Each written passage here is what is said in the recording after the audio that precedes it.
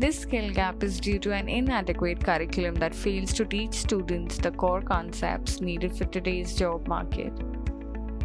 Experiential learning is a process that allows students to apply what they've learned in the classroom and try to apply it in real-world settings.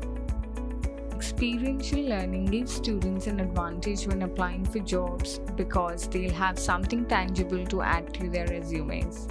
Experiential learning can be implemented in many different ways at all grade levels, but here are some strategies you might want to try in your high school classroom. This will allow them to express complex ideas in an easy to understand format that can also be used as a reference tool in the future. Professional development workshops can provide students with activities such as volunteering, debates, internship programs, role-playing for influential figures to prepare for their careers. Regular sessions from industry professionals will help students gain knowledge about their skills they'll need to succeed in their chosen field.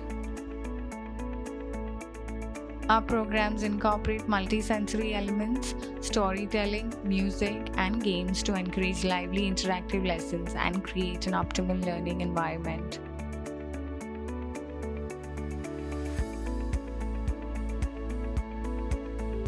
Square Panda.